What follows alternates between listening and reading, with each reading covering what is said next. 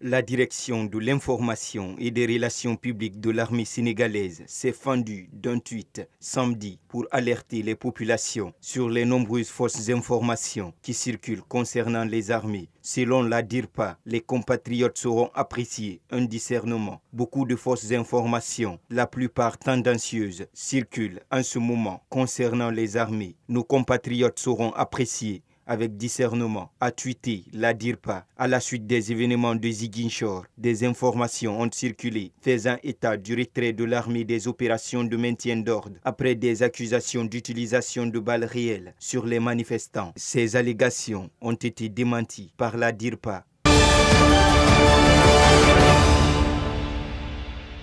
Depuis 1975, l'Organisation des Nations Unies a officialisé la célébration de la Journée internationale des droits de la femme par les pays à travers le monde. Le 8 mars est une occasion de faire le bilan et le plaidoyer sur la situation de la femme. Elle est également une occasion de se mobiliser en faveur des droits de la femme et de leur participation à la vie politique, économique, mais aussi sociale et culturelle. Le thème du 8 mars de cette année est leadership féminin pour un futur égalitaire dans le monde de la COVID-19. Les travaux de la 65e session des Nations Unies sur la condition de la femme à New York est une opportunité d'évaluer les acquis de la condition de la femme et d'harmoniser les stratégies relatives à la mise en œuvre de la Convention sur l'élimination de toute forme de discrimination à l'égard des femmes.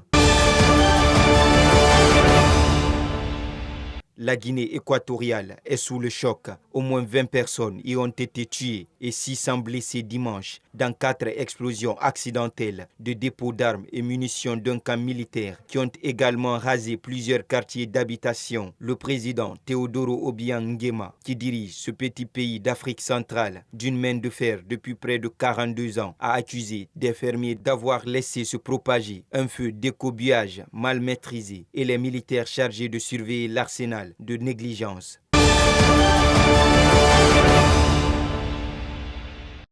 L'Éthiopie a reçu dimanche ses 2,2 millions de premières doses de vaccins contre le coronavirus obtenues grâce à l'initiative COVAX de l'Organisation mondiale de la santé pour permettre aux pays les plus démunis d'avoir accès à la vaccination. La ministre de la Santé, le Dr Lia Tadesse, a salué le dispositif COVAX comme un partenariat mondial sans précédent lors d'une cérémonie à l'aéroport d'Addis Abeba pour l'arrivée des vaccins fabriqués par le Serum Institute of India en Inde.